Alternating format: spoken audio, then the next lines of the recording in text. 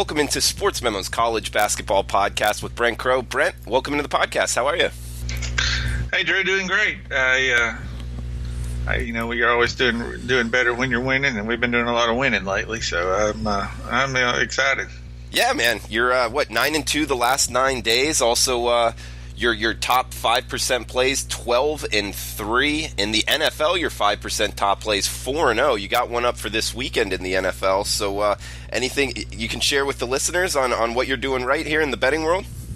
It's just the playoffs and the bowls have been really good, and now college basketball is shaping up. I've hit 7 of 9 plays this calendar year in college basketball, so it's heating up. But my top plays, the 5% plays, if not for Ohio State blowing a 28-30 lead over Washington, I'd be 10-0 in my last 10 in football. So, and we had a lot of underdogs win straight up, and had Clemson in the big title game with an easy win over Alabama, the Eagles last Sunday or Saturday against the Bears, and got another nice underdog winner for this weekend in the NFL. And then, of course, tomorrow we're looking forward to some more college basketball winners. Yeah, we got, over 200 teams playing tomorrow, 200 boarded teams on the college basketball board. We're going to break down some games for the Saturday slate, and lines aren't up yet, so we're going to kind of be guessing the lines and what the line should be, going off of Ken Palm, and see if we can catch some value here for the listeners, Brent. Wanted to start off here, game number 657-658, Duke at Florida State, ACC matchup here. Ken Palm has it ending Duke 81, Florida State 74. That would put a pretty high total here of 155 in this ACC matchup. How'd you look to bet Duke Florida State Saturday? Well, we're going to assume that Duke is about a 7-point favorite. I don't think that, obviously they're as public of a team as there is, so it may even be a little bit more than that. But this Florida State team's not bad themselves. Ken Palm has them 22nd. Their only losses came on neutral court to Villanova and a road loss to Virginia. They followed that up in their last outing Wednesday with a win over Miami of Florida. And, Florida State has had a little bit of success against Duke in the last few years. Last year, on the road, Duke beat them 100-93 in a very close game that, obviously up and down the court, a lot of points scored in that one. I think that was their only meeting last year. The year before that, they actually beat Duke at home 88-72, lost on the road 75-70, so I'm pretty sure they covered the number in both of those games against the Blue Devils. The last couple of years, I think Florida State's 3-0 against the number against Duke, but they've all three been, they've been in every game, no doubt about it, including both games in Cameron, and on their home court had the easy win over Duke. It's not going to be easy here, but you've seen this year already, just in the last week, teams that are undefeated, top 5, top 10, top 25, going on the road. It's been tough to get those wins. We saw Houston lose. Nevada got blown out by New Mexico, and Kansas loses to Iowa State. I mean, the road's a tough place to play. Duke's got a lot of freshmen. They're obviously very, very talented, but still a lot of freshmen. And for the Blue Devils, they played on the road against Wake Forest. That's not the same as playing against Florida State. Florida State will play a little defense. So I expect this to be a close game. And, if it gets up there, catching 7's probably enough with Florida State. If they're catching more than that, I think you definitely have to look at the Seminoles. And also, one thing I've noticed with Florida State games, when they play weaker competition, they like to run up and down the court and use their athleticism, and they score a lot of points when they play teams like Canisius and Troy and Winthrop. But when they've played a good athletic team that plays a little defense, they've struggled to score. Villanova, Purdue, Virginia, Miami of Florida, all those games way under the total. Duke's not known for their defense, but they certainly play some. And if this one's at 155, Duke's, they're scoring 85 whatever points a game, but they also, they scored 69 against Texas Tech, which is obviously the best defense that they played, and then against Auburn they put up 78 out in Hawaii. So I would lean under in this one as well. I like Florida State and under. And Brent, you brought up the point, Duke has a lot of freshmen, and being on the road, is that actually something you're actively handicapping as far as looking to fade talented teams that just have a lot of freshmen on the road? Yeah, especially early in conference play. I mean, it's totally different. I mean, like I said, look at the results. Look at Nevada, undefeated. They're going to go undefeated in the Mountain West, and then they go to a New Mexico team that is struggling. I mean, middle of the pack, and they get hammered, lose by, I think the final margin was almost 30 in that game. They were never in the game. And then, Houston against Temple the other night. I mean, it was a close game. Temple led throughout, got the win. I mean, the road's a tough place to play. And I'm not saying that Duke can't win here, but this is they weren't tested against Wake Forest like they're going to be against Florida State. So it definitely when you're a team like Duke and you've won all these games and all, I don't know that when you haven't experienced it before and you're on the road and the crowd's loud and stuff starts going the wrong way, I mean, it's tough to overcome. So, yeah, I think it's definitely a factor. We got another game here, Brent, on the West Coast. Arizona State at Stanford, rotation number 717, 718. Ken Pom has it, Arizona State going on the road and winning 75-72. That would put a total of 147. How would you look to bet this Pac-12 matchup? Well, Stanford, they've had a struggle for the year so far in conference play, 0-3, 7-8 overall, and just not able to compete really against the better teams. I mean, they played Kansas tough on the road, losing in overtime. That was their best performance, but they've played a good schedule. North Carolina, Wisconsin, Florida in non-conference, in addition to Kansas and San Francisco, and of course they lost all those games. And then, like I said, an 0-3 start to conference play against UCLA, USC, and Arizona. So it's been a struggle for the Cardinals. They desperately need a victory. Arizona State comes off a road win against Cal after splitting at home with Utah and Colorado. And, Arizona State they got off to a really good start. And then, of course, they beat Kansas. And then inexplicably they lose at home to Princeton and Utah before bouncing back with the wins over Colorado and California. But in this one, if the total's 147, I like it over. Both teams will get up and down the court. Arizona State, of course, they like to run. But Stanford also will get up and down the court. I mean, they're not afraid to push it. I mean, they're not very efficient offensively, but they're also not very good defensively. So, you look at their conference games so far, 162 points against UCLA. They had 143 in the USC game, and then 145 against Arizona. Arizona State is a little faster than USC and Arizona. So if this one comes 147, I'll look to play it over. Good stuff, Brent. And we got 667, 668 Texas A&M at Alabama. Ken Pom has it 70-76 with Alabama on top. That would make a total of 146. I'll tell you, Texas A&M, they've lost 3 straight. This isn't the same Texas A&M team of years past, Brent. Would you look to fade them here? Yeah, I mean, this team, in the last few years, Texas A&M's had really good interior defense. They had Robert Williams, who played a couple years before he was drafted after last year. And they lost like 3 guys that were 6'11" off last year's team, and now they're having to play a 4-guard lineup, and they don't shoot the ball well. They're only hitting 29% from 3, which is 325th in the country. And when you're playing 4 guards and shooting a lot of threes, you're not going to be very good if you're only hitting 29%. And to top that off, they turn the ball over 20% of the times, and that's 245 in the country. So that is not a good formula, and that's why they don't have any good wins. The best win they have was against Oregon State, and the anytime they've stepped up in competition, they've gotten beat. And I think it'll be tough for them to win on the road here. Alabama, and on their home court, it's been kind of choppy. I mean, they lose to Georgia State on their home court, but also last time out, here's another example: Kentucky with all those freshmen.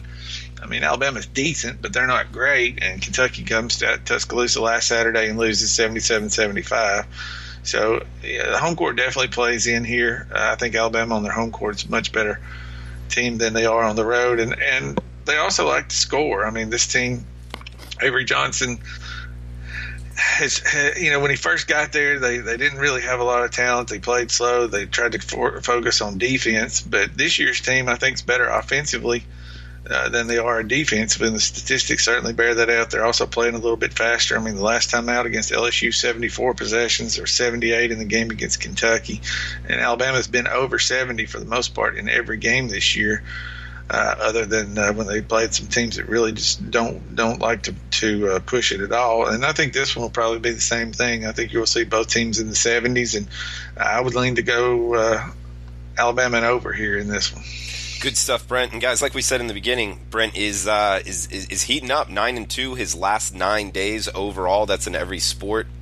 We got a special podcast coupon here. Pass 39 at checkout will give you his 7-day all-access pass on the front of sportsmemo.com for just $39. That coupon code is PASS, P-A-S-S, 39 at checkout.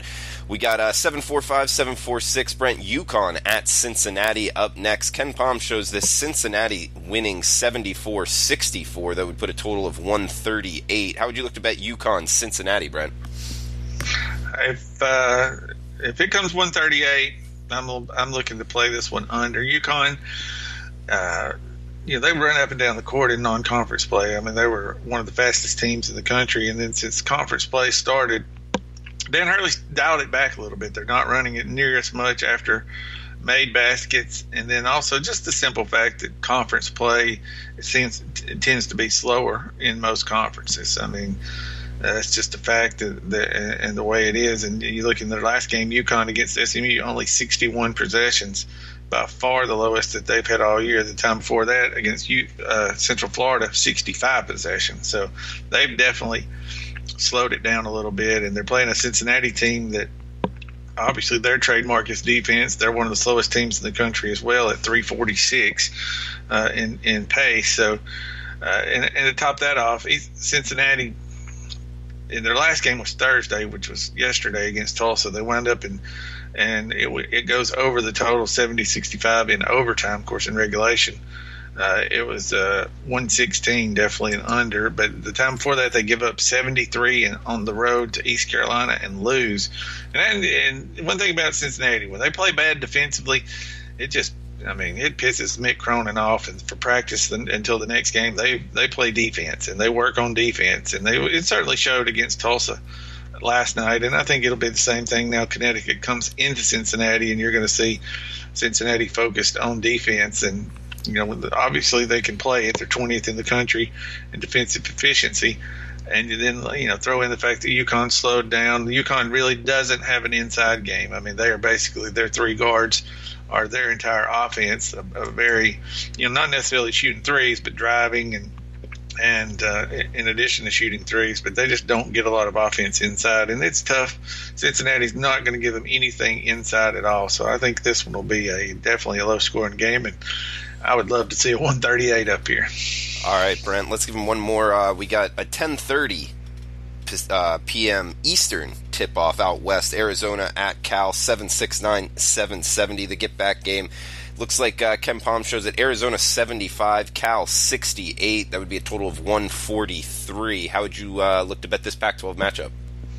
Well, the way that Cal plays, I think the only way you can look at a Cal game right now is to play against Cal and play over the total. I mean, this team just has gone really it wasn't too long ago Cal was pretty decent. In the last few years they have really struggled. A terrible year last year. Looks like another one coming this year.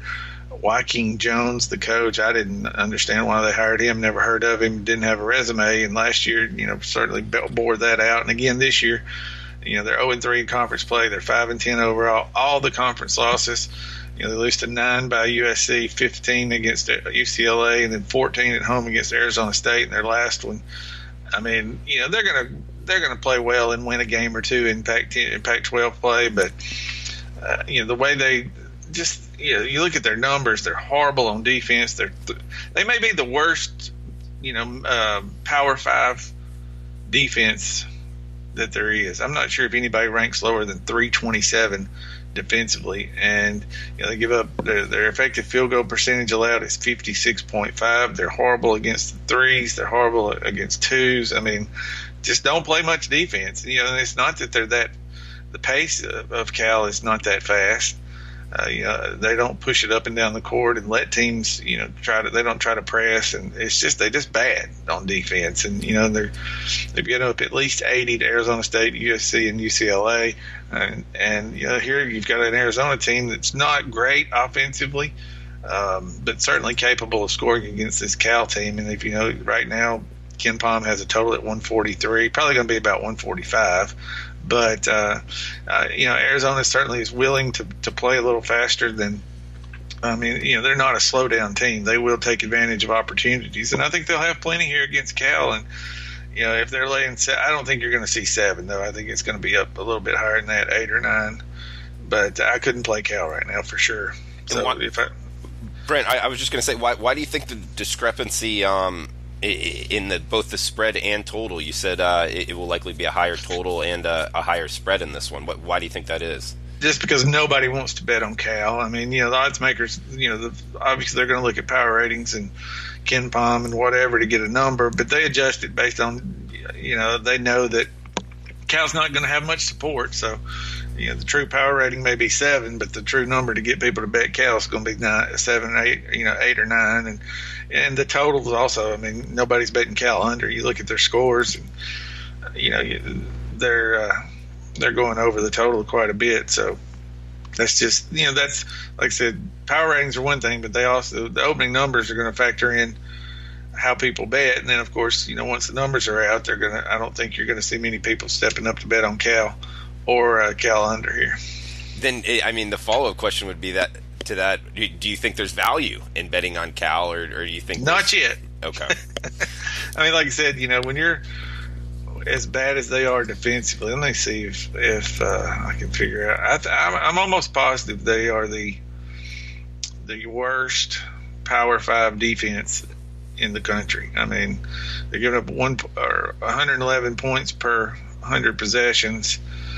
Every team below them is definitely not a Power 5. Matter of fact, is there anybody even close? Washington State would be they're 299, so, and Cal's 327. So the two worst Power 5 or whatever you want to call them defenses both reside in the Pac-12. And yeah, Utah, and then you throw, as I look, the next worst is Utah at 288. So Pac-12 struggling on defense. Maybe Pac-12 overs, huh? Yeah, well, you look at what the Pac-12 in December, they went like 38 and 35 straight up. The worst month ever for the Pac-12, or really, I think any Power 5 conference. So then you look right there, the three worst teams defensively, all that are in the Power 5 are in Pac-12 play. That explains a lot of that. Yeah, interesting stuff. So the Pac-12 in December went 38 and 35 in all their games straight up. I think that's what it was. Man, interesting stuff there. Brent, anything else you want to throw out before we shut this podcast down? Just like I said, we're looking, it's been great lately, and I love January college basketball. It's always the best month to bet it. And so far, so good. And then I think, thank goodness we got, a lot of time left to continue adding to the profits. Yeah, and Brent's been good. 9-2 his last 9 days. Been great with his 5% plays. He's got one up this weekend in the NFL. And guys, we got this special pass here.